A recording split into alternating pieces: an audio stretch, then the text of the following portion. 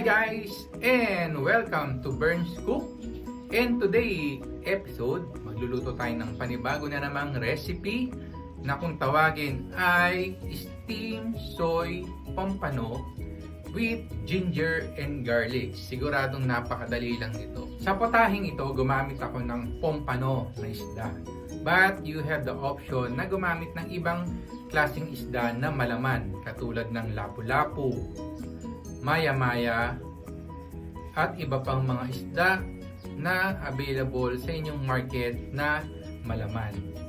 This is another Asian cuisine that is easy and quick to prepare. Kaya tara na, lutuin na natin ang potahing ito. Let's go!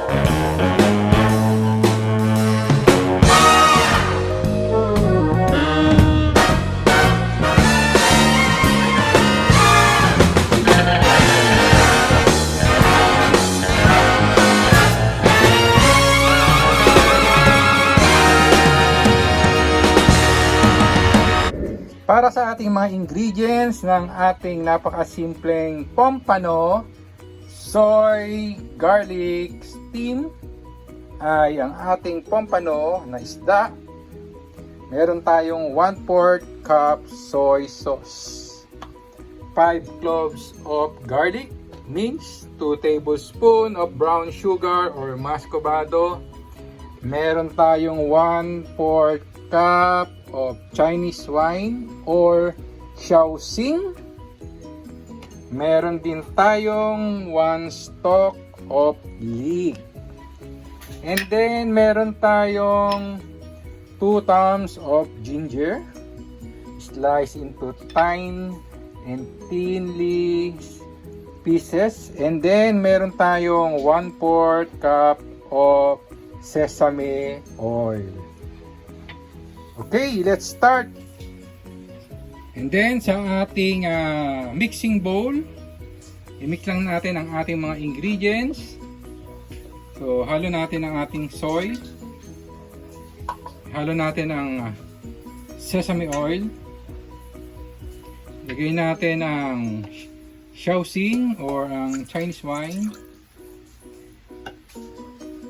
Then, lagay natin ang ating sugar.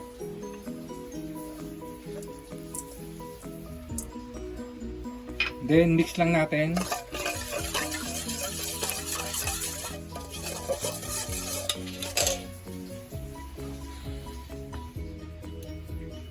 And then i-ready natin yung ating paglalagyan ng ating pompano para sa ating pag-steam. So once na na-arrange na natin ang ating steamer, ilagay lang natin sa ilalim ang ating leek.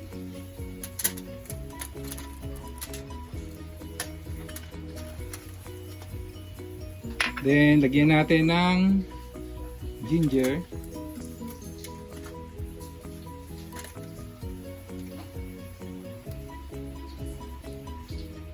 At ilagay natin ang ating pompano.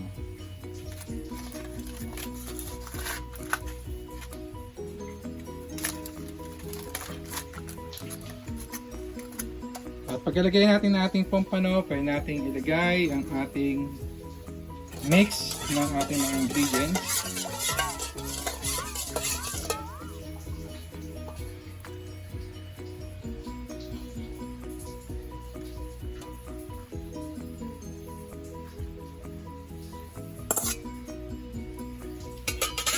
And then steam natin. While steaming our pompano, magpa-fry tayo ng ating garlic and ginger.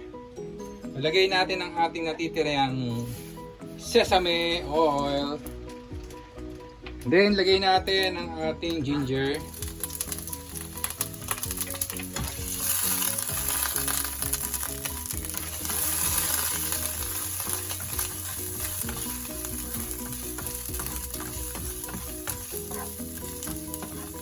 Then, saute our ingredients.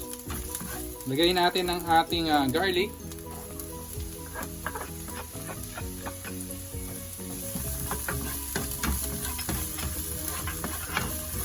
Then toast it. Alright, so ito na yung ating toasted garlic and ginger. And then let us set aside our toppings.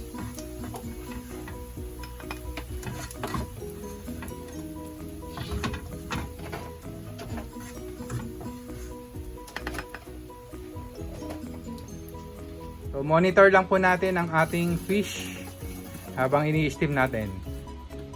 Okay, see you in a bit. And this is our Pompano soy ginger. So yan ang ating steam Pompano. And then lagay natin yung ating sauce.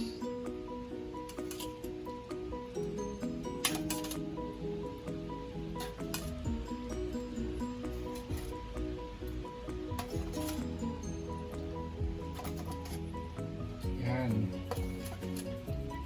Alright.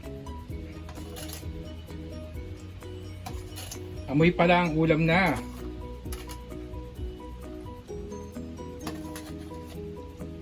And after that, we put our or garnish our garlic and ginger.